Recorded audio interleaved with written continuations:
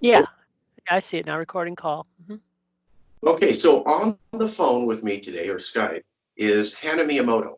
Hannah Miyamoto's been a long-time activist with the CalExit, or California Independence Movement. She's based out of Southern California, is a former practicing lawyer, ran a nonprofit, took donations doing justice work in Hawaii, moved to California, and has been leading the charge in creating what's known a political activist committee. Made a little bit of terrain drawings right quick for everybody to follow along. We'll cover some of these subjects. So, Hannah, what happened recently? Tell the viewers who don't understand what a political action committee is. One was formed. Who's on it? What does that do? Why is this an interesting development? Well, maybe it's not that interesting if I begin, but I might begin historically. First, should know that I maybe February, January, started thinking, let's go and make some advertisements and put them online. Maybe I should really begin by the fact that based on what we know, based on the latest polling, which was in 2017, which occurred just after Donald Trump was, shortly before Donald Trump was about to be inaugurated. So this was before anyone really knew what he was going to do. Several polls were taken by professionals, and they found that about 9 million Californians, adults, out of the 9 million of the 30 million California adults, wanted to secede from the Union. And about 6 million are undecided, which means about 1/2 of the population, even at that stage, was already ready to consider becoming independent. The trouble is, no one's ever really successfully organized that 9 million. I know that immediately after, in 2017, there was a lot of momentum. I wasn't even, like I said, no one contacted me really, and but I know that certainly there whatever momentum was built up could have dissipated.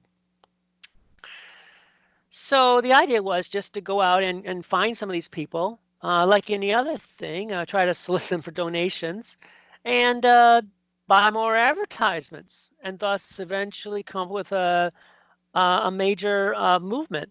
If after all, if there's that much support for this cause, then all you have to do is go get them, find these people and recruit them and get them involved and get them motivated to make. And if it doesn't bring in enough money, runs out of steam, then we know that the cause is not worth talking about.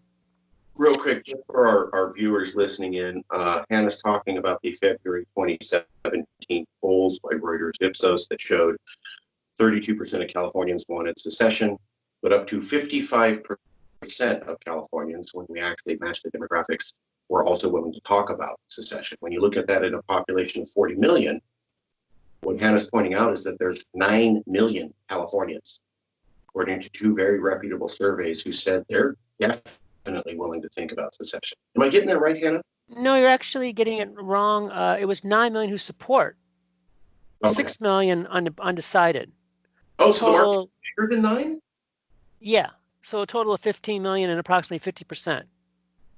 Nice. For something as most people consider, and I would consider, an extreme solution, as declaring California independent, to say 15 million. And that's without a movement. That's without any real attempt to organize these people. That's just raw public sentiment. Yes, ma'am.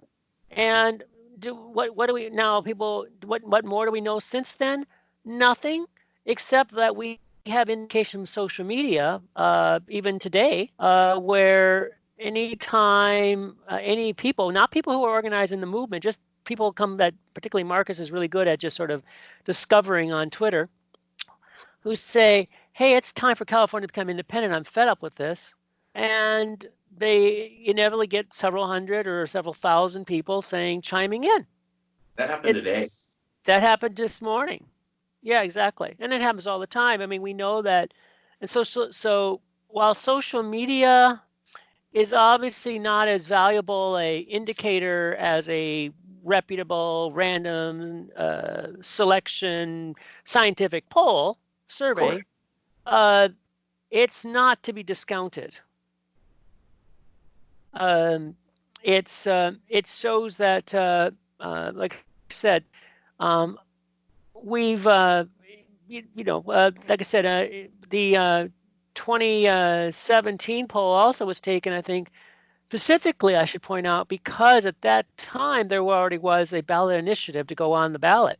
That's one reason why the pollsters included it. So one of the few ways you could get a poll done again today is either one, go pay for it, or two, go get a ballot initiative on the ballot again, or not on the ballot, but at least a proper gathering campaign.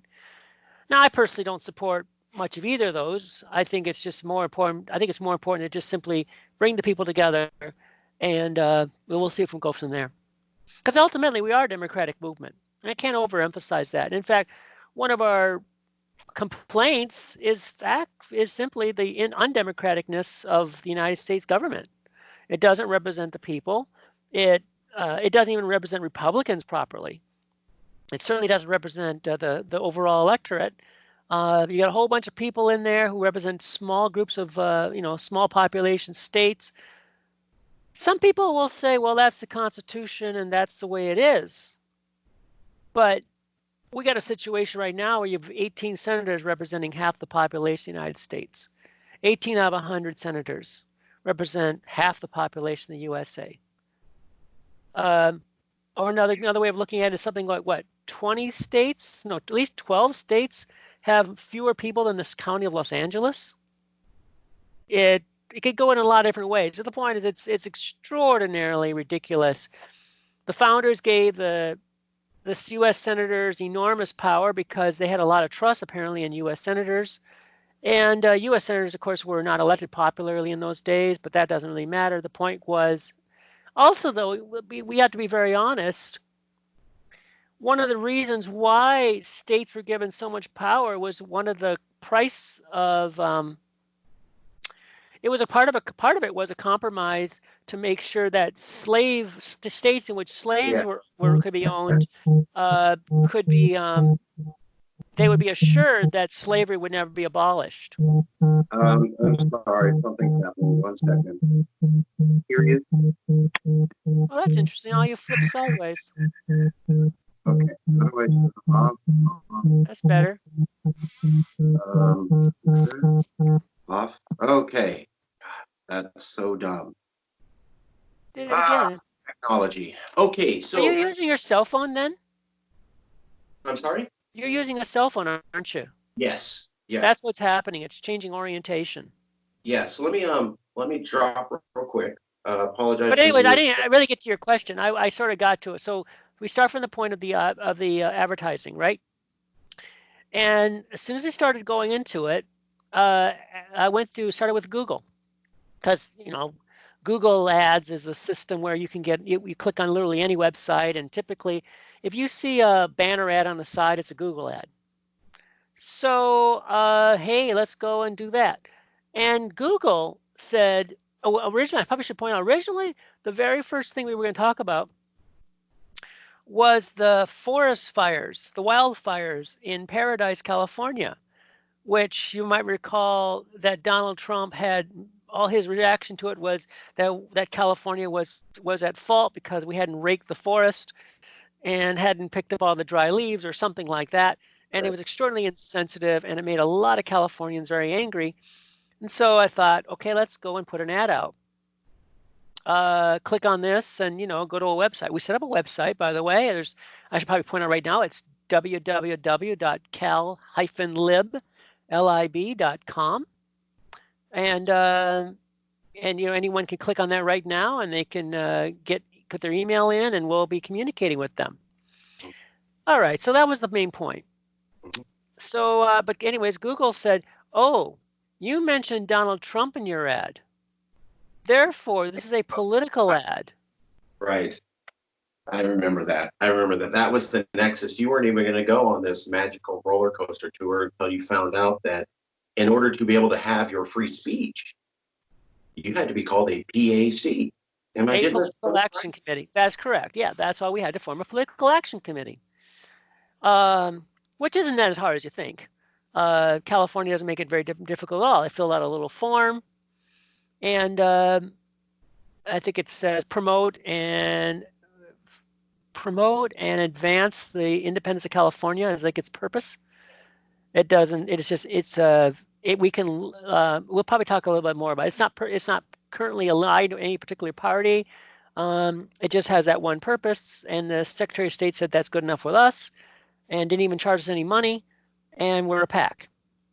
I do want to ask you a few questions about that, but I do want to point something out real quick to people listening in. Earlier, Hannah was talking about 9 million Californians interested in secession. That's 32%. And then when you add even more Californians who are willing to think about it, we're talking about a huge market of 9 to 15 million Californians. And then Hannah was pointing out how even today, somebody who's not part of the Cal-Exit movement said, I'm ready to secede. And thousands of Californians who are also not part of the movement said, yeah, we're on board.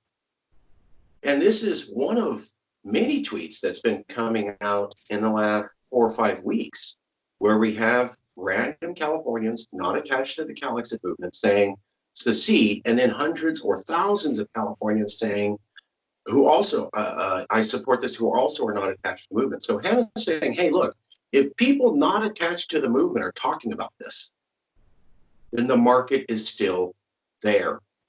With 9 to 15 million people completely untapped. And now you have the first political action committee, which is able to get through all the ropes and all the hoops and cross over the river and jump over the bridge and hand the right key to the leprechaun in order to get the key. A PAC is able to advertise to those people in a unmolested manner. Am I getting that right? That's pretty close. And hey, I just people are about to turn in. Just say that. See this? This is a 3-ounce little 3-ounce squeezable bottle made of silicone rubber for holding liquids like hand sanitizer. And we're going to get to that subject later on. It just came this morning in my house. So hold on. Well, that's another project we want to get into. Just to get that little. People want to know why that's about. Well, we're gonna hang on to this video. We'll get to the end of it, and by the time we're going to explain. So real quick, I want to grab their attention. Tell me real quick in 2 minutes, elevator pitch, and I'll bring it back and we'll go into detail. But 2 minutes, you're in an elevator with somebody. Hey, we just made a PAC that allows us to. What does a PAC allow? I won't go into 2 minutes. Let me just try to explain to you quickly what a PAC actually does. Political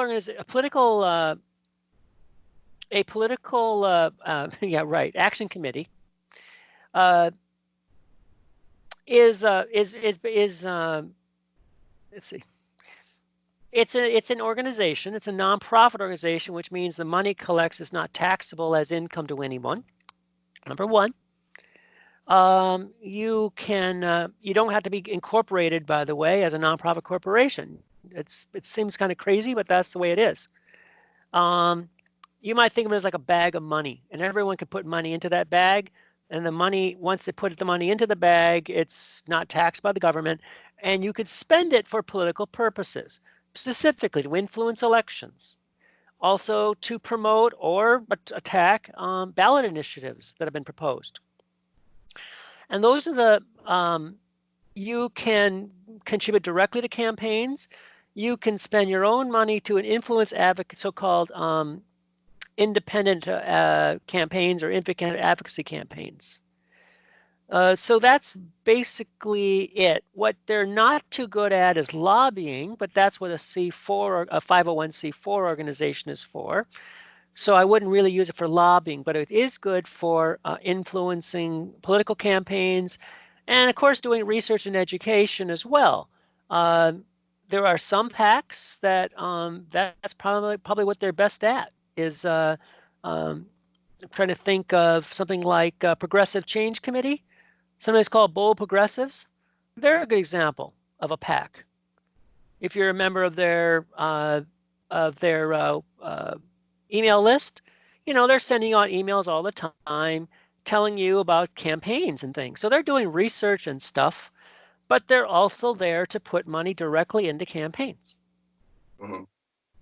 So real quick summary for everybody. This is my initial guess, and I asked Hannah on because I agreed to be the spokesperson for this PAC, but I'm not technically in charge. And so I said, Hannah, I need you to help walk me through what this is and why people need to get excited. And what I want to point out to everybody was that I was happy to not be a technical officer of this PAC, but the spokesperson, because I wanted to prove a point. There are people who are very competent. You, Hannah, former lawyer, and Hal Lohr, very reasonable, Mr. Boring, as I love to call him. And the two of you are kind of Mr. and Mrs. Boring. You're very, what do you mean you're not thinking about independence? Do you see what's going on across the water? I'm the crazy one. You're crazy for not even thinking about planning a lifeboat. You know, you're very insurance salesman-y, like, what do you mean you're not going to have a life insurance policy? You have kids. And the rest of us in the movement have been, California, which I love. But if we're really going to reach out to those typical voters and politicians and those newspaper editors, we need the, really, you're dumb if you're not thinking about CalExit. And so let me point out what I think a PAC does, and then Hannah, I need you to correct me. Say, yes, that's right, no, that's not, or yeah, you're sort of, some people could get that confused, but let me explain it. So here's my little chart. Ah. Okay. Let me try to get a good screen on that. So, Political Action Committee, mostly online. It's an org, but it's not an org like a regular CalExit org in that it's dedicated to go and do street events. It can donate to candidates. It can help fund events. It can run commercials. It's taken as politically serious by the news. It can also post news to get its points out. And that means that basically you're creating a funding mechanism that also does its own influence in the media and with politicians by being able to donate to them. So what did I get right? What did I get wrong? No, I can't argue with any of that. That's exactly right. Okay. Hey, I'm ready for you to correct me. Yeah, it is. I mean, you might think. I don't. Right. No, that's fine. No, I mean, I point out that a lot of things a PAC could do. You got to remember, it's funny. You file the papers. You don't owe any money. There's no registration fee until you've collected $2,000. Right. But you can do all kinds of stuff. For instance, it would be possible to sponsor, say, a beach cleanup, or or a 5K run, or something like that. Why? Because you can call that image building. When you think about it, a PAC in that way is like any business, a regular old business, like that whoever made that cup of coffee you're drinking there right now, Marcus. It's like they sponsor caffeine. Sorry. They sponsor nice little business. They sponsor events to boost their image. So essentially, we can boost our image and boost the image of California independence. You talk about, by the way, about people thinking California's independence is like being like. I think it's high time. We've gone through 4 years of Trump. There's no real guarantee he's going to be defeated, and it's high time. Or if he is defeated, that he won't. In a sense of, and what is defeat? It could be that the elections will be so chaotic, so charged with fraud. We've already seen do I call him president? We've seen Trump and his minions, because he's not a president of me. I have no respect for him. Me and Rick Wilson, by the way, both of us former Republicans, although I haven't been Republican since 1980. Hey, I'm an ex-Republican too. Yeah, I would say me and Hillary Clinton are both ex-Republicans. Okay, back to the PAC. No, seriously, it's really serious. Remember this. I am not joking about this. We have got to stop pretending as though it's really our option. We have got to accept that there may be circumstances coming in very short term. I'm talking 1 to 2 years. I'm sorry. November. It's March 28, in less than 8 months, in which we're going to have, we as Californians are going to have two choices. One, submit to authoritarian rule, or two, fight back. And I believe that if we fight back under circumstances I've just mentioned, the free world, meaning United States allies, Great Britain, France, Germany, Japan, South Korea, Mexico, Canada, etc., will support us. They'll support us certainly politically, and they would support us even potentially militarily, economically, because they would like to see a stable USA. And the only real hope for that, if the USA can't get it together, I think, is a new federation begun by California. Now, maybe that's extreme, but the point I really want to get back to is that point of who says we are going to have a choice? That's what I mean, I'll give you an example. Bill Palmer. Well, it's this way. I don't know if you know, you probably know Bill Palmer. People don't know, it's Palmer Report. Bill Palmer lives in Los Angeles, by the way. You remember and Palmer Report, right. And I know Snopes says he's fake. He's not fake. He's a very reasonable guy. And I'm not a big fan of Snopes these days, so yeah, right. But people say, "Oh, don't you know Bill Palmer?" No, Bill Palmer is a very reasonable guy. What he does is he. The reason why I'll say why I'm going to defend Bill Palmer. I'm defending Palmer because, one, whenever he writes about conjecture, he reads between the lines and things like that. He always says, "This is my guess. This is my conjecture. This is my inference, and I could be wrong." But here you can take it. I'll give you a brief example I'm talking about. In one of the articles, he asked the question, has Donald Trump been indicted by the Mueller committee, by the Robert Mueller and his grand jury? Well, what evidence is there as for that? Well, he went into the court records. I guess they're all online, so it doesn't take, just all you have to do is get on there and look into it. And he found a bunch of sealed documents.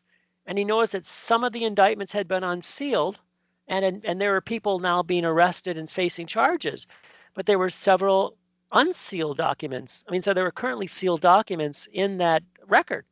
And he started asking the question of, I wonder whose name is on those documents, and when are they going to be unsealed? And then he started saying, well, it could very well be that Donald Trump's been indicted already. And it just matters that they're waiting for him to be out of office so they can come along, arrest him, and put him in jail. So does that prove that I know we're getting off the subject. I'm just saying that Bill Palmer, okay, I'm saying that Bill Palmer is, I think, authoritative. When he does make conjectures, he says, this is my conjecture, this is my inference based on the facts that we do know, and you could take it or leave it. And he tends to have a very good record. And frankly, as I didn't tell you, besides being a retired attorney, let's say temporary retired attorney, I was also editor of my school newspaper and in college. And so I know this is how journalism works. You get the facts you've got, and then you go out and make a guess or a conjecture, and then you try to find out, hey, I wonder what's supporting these facts. Nothing is certain in this world. People lie, people deceive, so nothing is, and people cover up, and there's nothing is certain. You just have to but you can't be stupid and just say whatever, you take everything at face value, but I'm being told. But anyways, I'm sorry, we're going off the trouble. Back to Palmer. 9 minutes, and then I got to go to another interview, so we need to pack it in. Okay, well, I'm just saying, Palmer. So Palmer says yesterday, right? Donald Trump said online, oh yeah, basically, certain governors, I've told Pence not to have them send things, right? The stuff they need to fight the coronavirus. And Palmer got livid, and he said he called for the arrest of Donald Trump, and then he listed some people who might do it. Well, I'm sorry, that's a coup d'etat. I don't care if the state of New York came along and sent in agents to try to grab him somehow. That'd be a coup d'etat. We're in a state where we're talking now about physically overthrowing or seizing the body of the President of the United States. Okay. So I'm crazy when Right. I say, right? Okay. So we covered it all up. Okay. Let me ask you a couple more questions about the PAC. So I want to present a scenario. You tell me if this is right or if I'm getting this a little bit off. Just so wordplay so people can follow along. Independent California and other CalExit groups say, we want to educate people on healthy eating, eat vegetables, and we want to have an event with 50,000 people. And it says, California loves you. California's a nation. We love you. Let's be one nation. Let's eat healthy vegetables. The Political Action Committee by the California Liberation Movement, or CALM-PAC, California Liberation Movement, CALM-PAC, could help donate serious cash to that event. And in a sense, make it a really awesome event. Whereas perhaps Independent California might be able to put like maybe 1,000 to 2,000 into it. The PAC could say, hey, this is an education event. I see what you're doing. I'm not giving money to Independent California, but I will jointly sponsor the event. Therefore, making it. Actually, a PAC could easily donate money to any charitable organization if they wanted to. Again, it comes down to image building.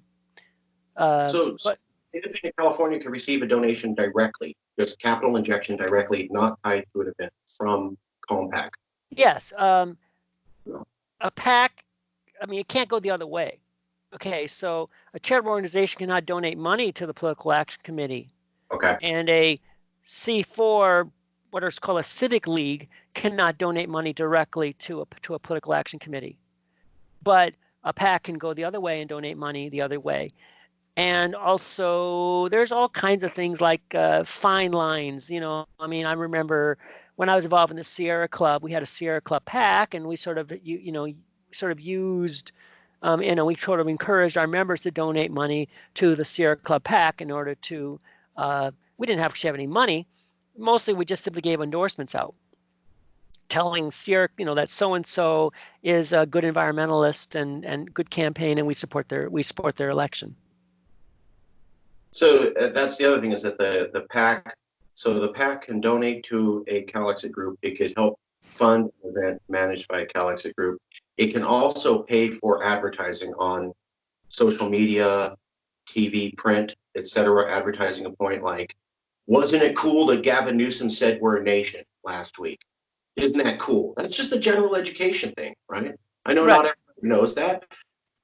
The CALM-PAC could say, hey, California, we want everybody to know your governor said at the emergency management discussion that California is a nation. CALM-PAC could do things. So it could do direct advertising of general national sentiment concepts. Well, the truth is, I mean, it's possible for those other organizations to either say nice things about a candidate or actually advocate. What they cannot do is they cannot advocate their election or their defeat. Okay. But a PAC can. Go on. There's the real difference. Okay. Is that if a PAC sounds like it can do anything, well, the answer is it probably can do almost anything. And frankly, that's particularly because maybe we should remember talking about it in basic terms. Remember when I talked about the bag of money idea? Okay, the PAC, I really came from the idea that, I've got $10 to give to a candidate, and you've got $10 to give to a candidate. And, well, let's just say we only got $1 to give to a candidate.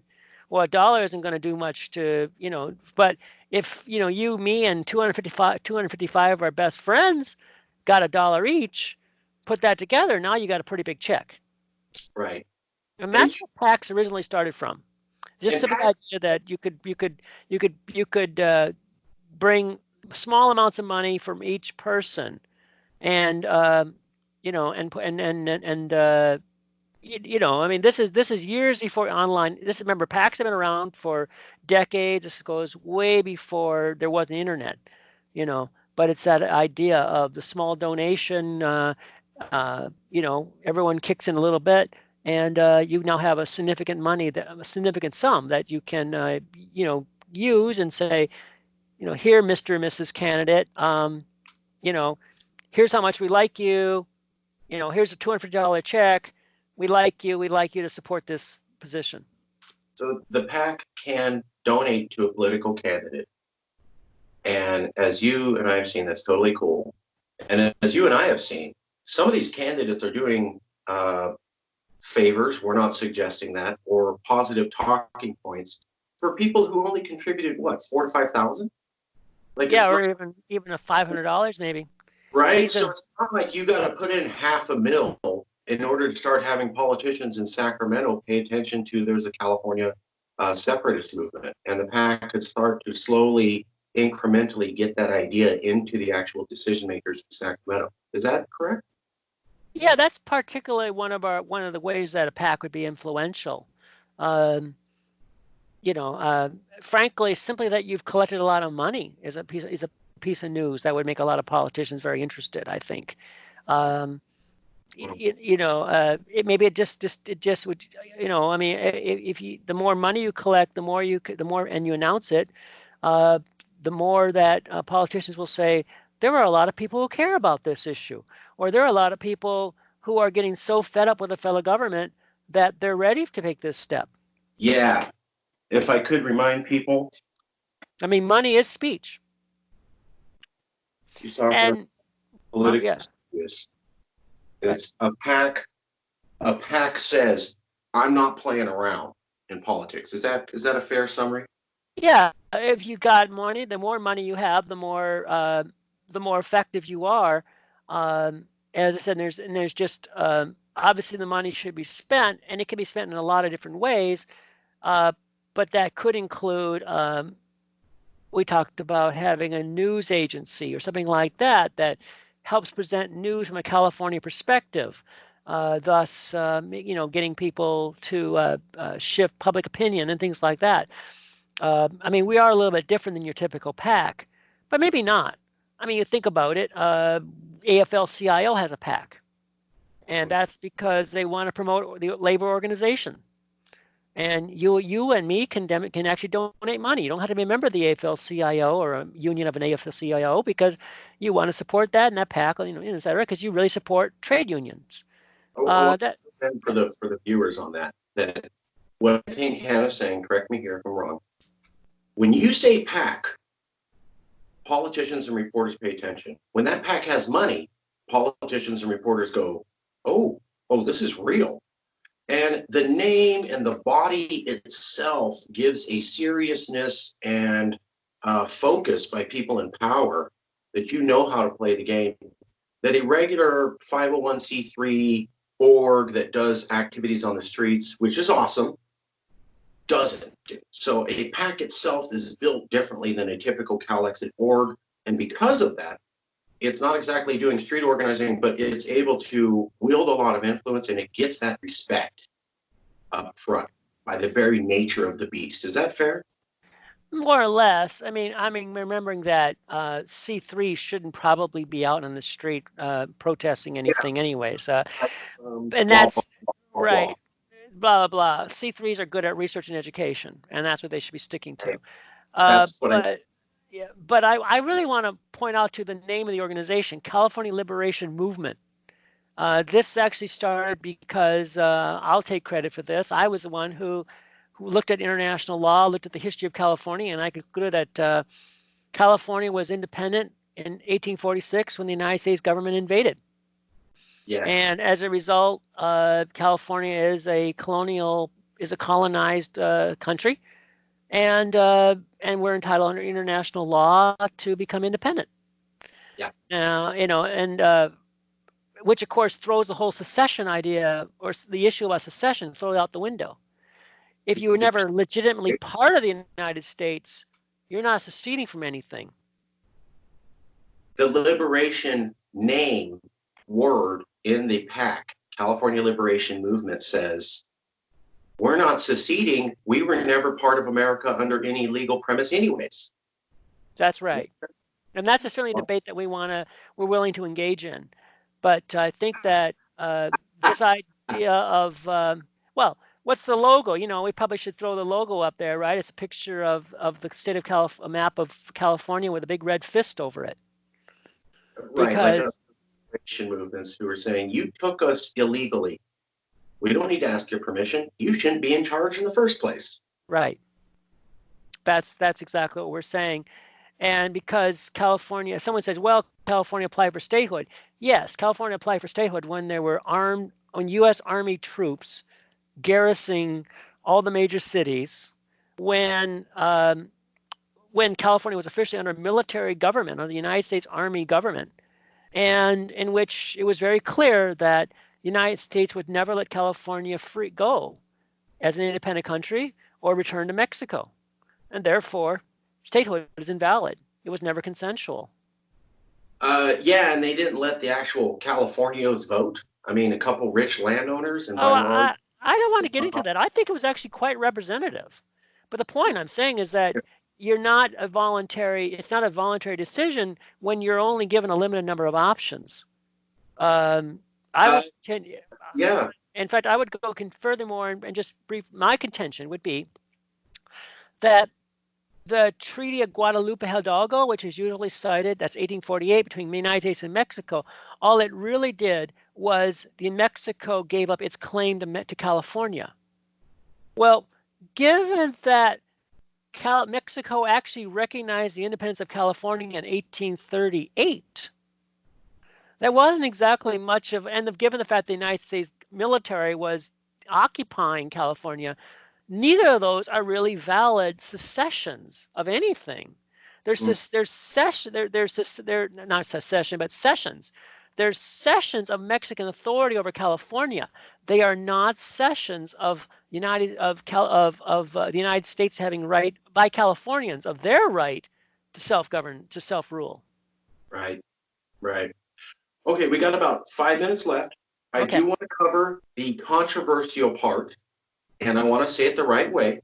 So, CALM-PAC can produce news articles talking about, hey, isn't it cool that California sort of acted like a nation? Hey, here's some things California could do if we were independent. It's not necessarily saying secession is awesome. It's more educational articles highlighting things that Californians are doing and options that Californians could have if they were independent. So I'm looking at the Bernie Sanders article you have up on there. Mm-hmm. I'm looking at where you said, hey, I may not be a Sanders fan, but if you really want a socialist revolution, the fact is we could do it way easier in independent California than not. That's not technically saying push for independent California. It's just saying fun fact about if we were independent, education. And so there's those articles walking that careful line of saying we're educating people about what is going on. And this is one of the things that the PAC could do, is start to provide a media arm where we're producing our own media and our own stream. And then you add on top of that the fact that the PAC could advertise that it's putting media articles out. We're starting to be able to do direct injection into mainstream media of our narrative points. Am I getting that right, or how off am I? Yeah. Well, I was going to say before we start, okay, remember I just waved this around? It looks like we're not going to have time to talk about it. That's for another day, folks. Stay tuned. Okay. I think the key to remember, though, is at least my knowledge. Remember, I just got through telling you that, hey, I'm actually a pretty good journalist and with some experience. Yeah. My reading is that this is not the criticism I have, not a criticism, but just an observation I want to make of MSNBC and CNN and actually all the major networks and even PBS, is they're very good at telling us what's going on in New York and Washington, D.C.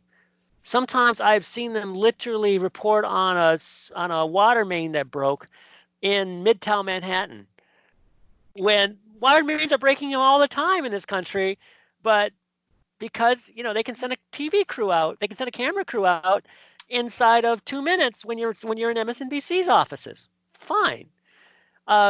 There's a lot of things happening in this world, things that matter to California, And the idea was that if there were a California centered or focused media, if there was a media that was out there trying to tell stories that matter to Californians from their perspective of Californians, it would pay strong attention to what's going on in Ottawa, in Mexico City, in Berlin, in Paris, in London, in Tokyo, in Seoul, and so on.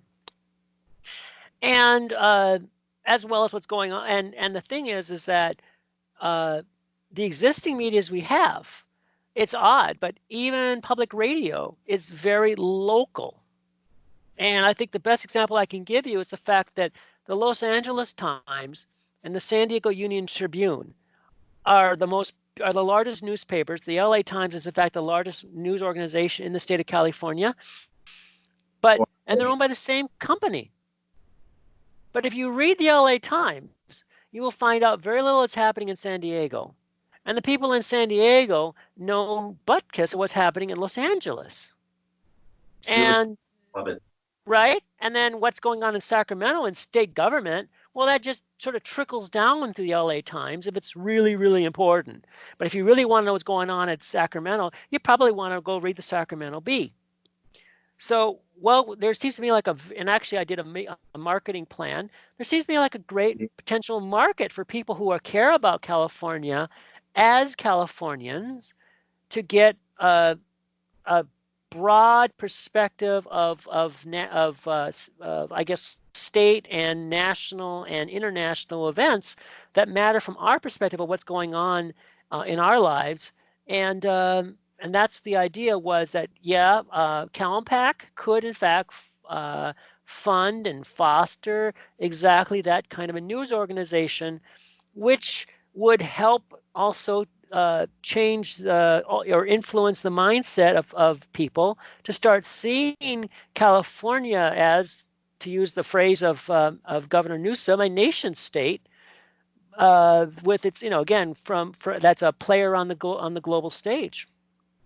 Just to back you up, I remember 6 months ago or a year ago, whenever Gavin Newsom was first inaugurated, he had no American flags on his inauguration stage, only California flags. No one in the media picked up on that. He also referred to California as a nation state 3 times during that speech. No one in the media picked up on that too. That's newsworthy. The head of the world's 5th largest economy doesn't have any American flags and says nation state, and we do it on our own 3 times. No one covered that. And so I think you're going, that's a plain newsworthy story Californians should know. The other one is when Gavin Newsom went to Latin America and said, think of us as having our foreign policy. The other one is when he appointed an ambassador and said, you're lieutenant governor. Now go out there and basically form embassies. Oh, I'm sorry, trade offices that operate damn close to embassies when you look at legislation. These are major news articles from the world's largest economy, or one of them. No one covers them. No one. How about the Commission of the Californias? Thank you. Right? Which not covered. Huge. Yeah, maybe we should tell people who don't know about it that the Commission of the Californias is what I think is particularly interesting is it's not just, well, okay, Baja California, that borders California, so it's a good idea to have a commission. It includes Baja California Sur, which does not border California, but Baja California Sur, their governor is particularly enthusiastic about better relations with the state of California. And but again, that signing ceremony occurred in December 2019. And the facts were it was published mostly in the Spanish language press in California. And it was largely ignored by the English language press, which again, that's another factor. What we can do with if we have a news agency is we can take stories that are reported in Spanish language newspapers in our state and present that news to Americans who don't speak Spanish and don't read Spanish very well. Honorary orderly for you, Hannah. That's it. And what we're talking about is that we're not even saying write articles saying so therefore secede.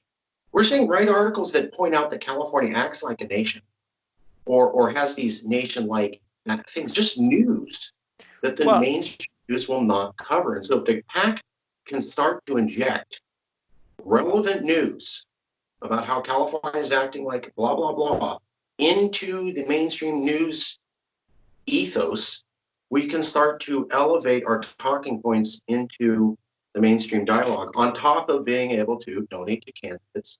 So maybe they talk about it and see it, on top of being able to pay for advertisements online or et cetera that do education. So this vehicle is really about educating people in California about how we operate as a nation. Whereas other exit groups are about, going out and doing something. I just want to draw the distinction here because what I'm trying to do, and the reason why I was spokesperson and not on the paperwork controlling this, was I wanted to prove to people, everyone who cares about California being a nation should back this PAC. I've been working on that phrase. I'm releasing it now. Back the PAC, spelled BACTHEPAC.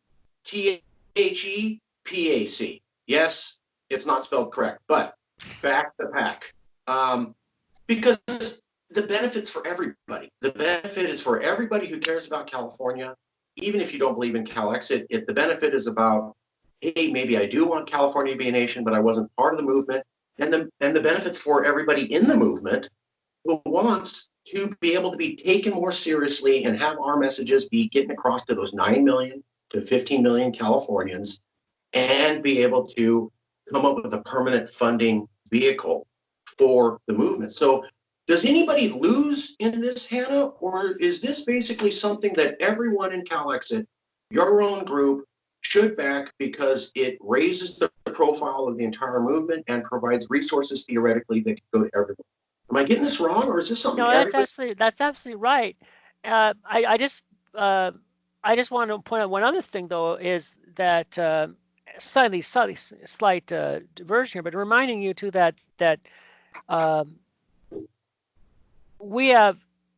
are United States allies all over the country. I mean, all over the world. That Marcus. Kind of hard not to talk to somebody. Yeah, there are international.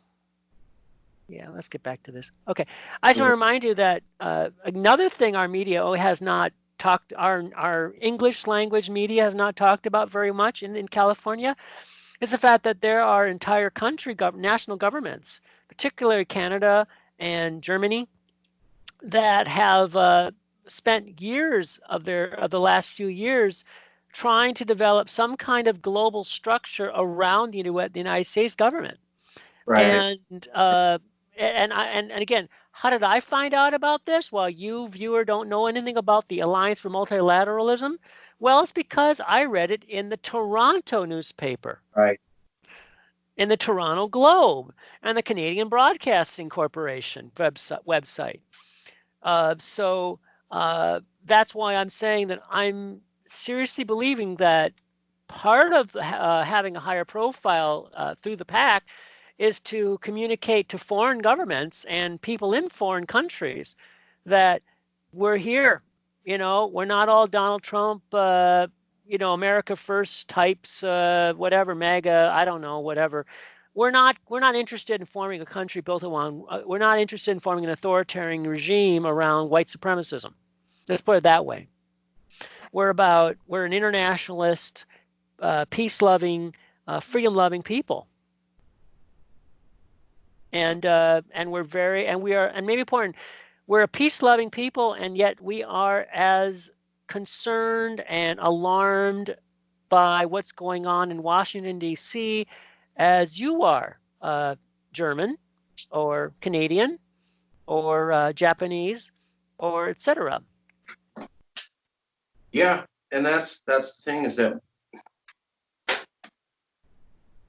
2014, the CalExit movement got started in Southern California. It was very grassroots, and then Trump got elected. 2016, we got a big boost, and it was still very grassroots.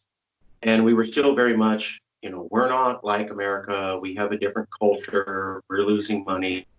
Injustice, not fair. We have to protect ourselves.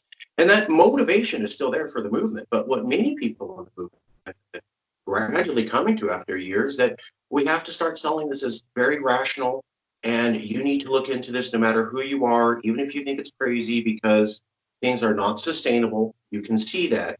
It's time to at least have what I think what you call a lifeboat plan. Build a lifeboat, have it ready. You don't want to jump ship, but you don't even have a lifeboat built. That's silly. And I love that thinking. I think that's what you're saying. I do want to point out, am I correct on that real quick? Yeah, as you know, I probably will claim that one too. That metaphor of a lifeboat. You. That was you. Yeah, that was me. You. But Hal Moore, who's on this pack with you, was the second person that I saw to really pick up on that thinking. Yeah. It was you first, and then I saw him zero in and go. He was saying it differently, but he was like, no, that's where we need to go. Yeah, like I said, like if for instance, if the Republicans, if the Donald Trump refuses to accept the will of the voters in 2018 or 2020, which is possible, 8 months, a lot of things can happen, or who knows, this virus will be out of control and they won't, be like, oh God, you know what I mean. They charge fraud. I will tell people, go read the 12th Amendment of the United States Constitution. It effectively allows people say, well, you throw the election to the House of Representatives. Yeah, you don't throw don't throw it to the House of Representatives with Nancy, by each representative getting a vote. You actually throw it to the states in Congress. So instead of California having 53 votes out of 435, we would only get 2 out of 100, essentially. One Good night luck. at a time, I've already had enough. I'm sorry, but I think that we hadn't even touched that point. But the point is that I could see a lot of ways, and I'm speaking now as an attorney, as a lawyer, as an expert in the American legal system. I can see a lot of ways for Donald Trump to unjustly, unrepresentatively, unfairly, even I guess you could say illegally, but what's illegal anymore if you get a Trump-appointed judge approving it? I don't know what illegal is anymore. Okay. But yeah, I could see it that we won't actually elect the president of the United States. The president of the United States will just be imposed on us again. And at that point, I would hope that we would be courageous enough as Californians to lead the charge to seize back our country, or whatever it takes. I want to seize back our country. I would say I think the most peaceful, the most constructive, Right. the least destructive way to do it is to start by declaring California to be independent, forming a larger federation of other states.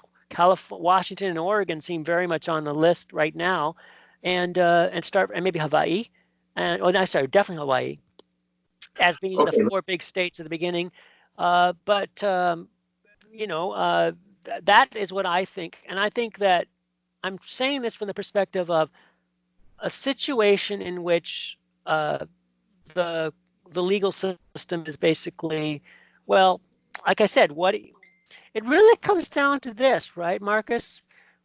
We're in a situation where the law is being followed, but justice is not following from it. The evidence for Donald Trump having engaged in bribery and bribery and abusing his authority regarding Ukraine, for example, was enormous. No serious dispute about it. And the Republican Party legally refused to even hear witnesses because the Republican-controlled Senate did. That's just one example. But we got a system where Donald Trump has prevented his own appointed officials from being subpoenaed or questioned by U.S. Congress. I mean, go back to the Federalist Papers. It's very clear there.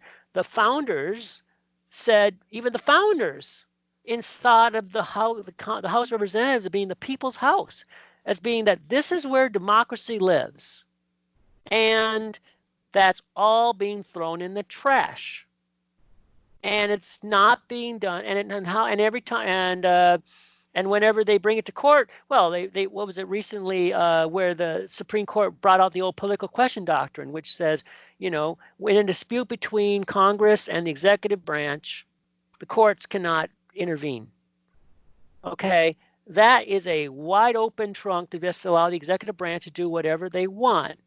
And Congress has no power, which means I don't want to say there's no point in voting, but if you vote, and if and again, and then there's just an enormous range of possibilities, and like we said, at the end, the world's lifeboat.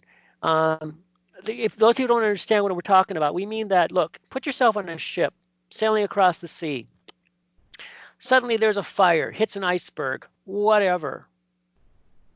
Okay, normally you don't get into a lifeboat off of a ship and sail off into the water, right? Because you're already on a ship. Yeah. But if the ship is sinking, if it's on fire, if it's been captured by pirates or whatever, at that point, you'd like to jump into a small boat and go away. But what if you don't have one? And if you don't have one, you're going to be very, very sorry you don't have one. Hey, we got 2 more minutes last, and I'll let you wrap it up. I got one last. I've wrapped it up. You can tell me what other questions you got. Okay, one last comment. So, hoping everybody could see this. Yeah. Here's the idea. Here's the Political Action Committee. Back the PAC. Back the PAC.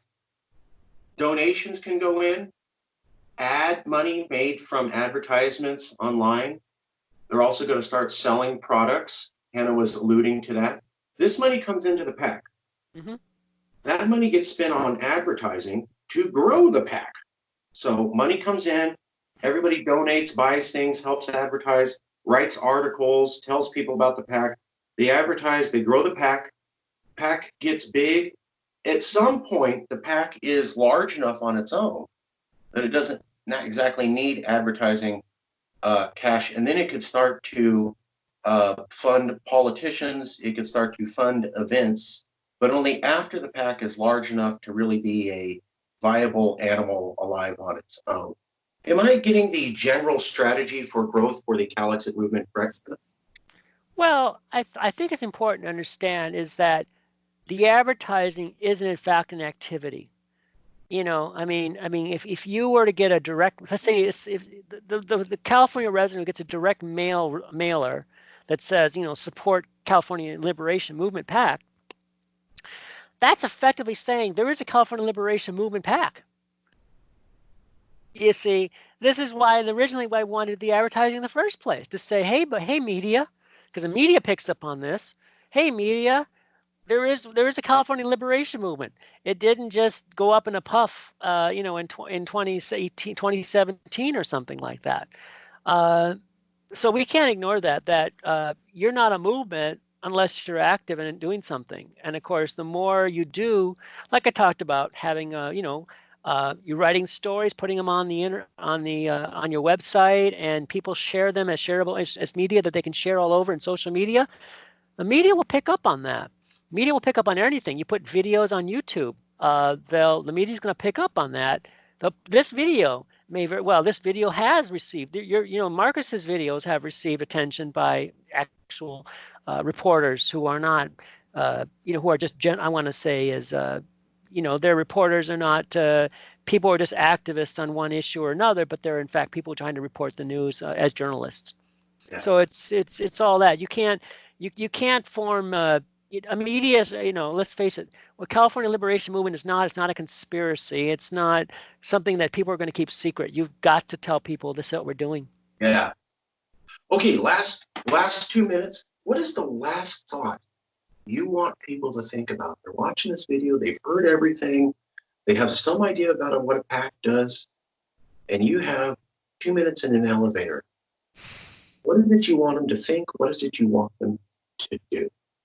I can't say in 2 minutes. I just say in a few seconds. To remember that social movements are fundamentally their energy is public opinion, and it's one thing to have. First, you have to shift public opinion, and then you have to activate those people into an organized movement to get stuff done. Also remember that every social movement has always been based on another social movement. Uh, you know, the women's movement, for instance, organized itself out of the anti-Vietnam War movement. The anti-Vietnam War, Vietnam War movement really developed out of the civil rights movement. The civil rights movement really developed out of Christianity. And, but also remember that uh, a lot of people, I mean, racial segregation in this country was not a mystery to anybody. And a lot of people were very resentful and opposed it, considered unjust, right through the 1930s and 40s and 50s. 1930, United States Supreme Court in the 1939 ruled that law schools cannot discriminate on the basis of race. That's before World War II. But it wasn't until the middle 1950s that you saw enough organization where people took that feeling of injustice and turned it into action. And that's where Martin Luther King comes along with the Montgomery bus boycott. So that's why we have to think about public opinion, and then you have to take that public opinion and turn that into action. And and then when you do that, then you have a social movement, and then back to where we're back to full circle. That's when politicians start saying, "Oh," and they start to tailor their messages to appeal to that particular group, because that group is now politically significant. And I said, and it doesn't have to be a we demand independence tomorrow. Run up the California flag, burn the American flag, kick the military out, kick the U.S. military out, or whatever.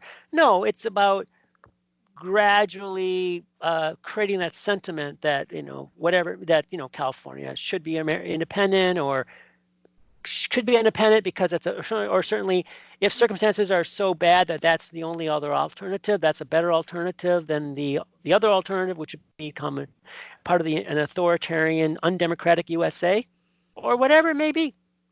But I mean, what can I say? I mean, what did John F. Kennedy talk about? That we do not seek the peace of the grave or the security of the slave. He also said, we will bear any price for freedom. We will share, we will bear any burden, pay any price for freedom. And I hope that we still have that spirit in California. I'm sure. Okay, that's it. This is part one. We will be back with more, but okay. I need to digest all the information that I got, and I'm sure the viewers do too. Okay. Sure, though. Let's just remind people, it's CaliforniaLib.org. CAL-LIB.org. Click on it. We got a little information. There's some posts to read already.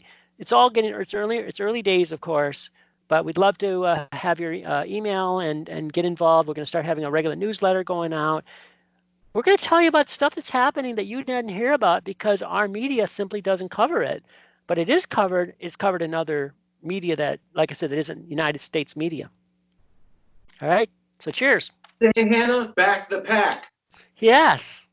Viva California. I need you to say back the pack. Back the pack. Back the pack. Back the pack. Pack. Yes. And Viva California. Viva California. Libre. I'm going to post this and I'll get it to you real soon. Okay. See you soon. Bye-bye.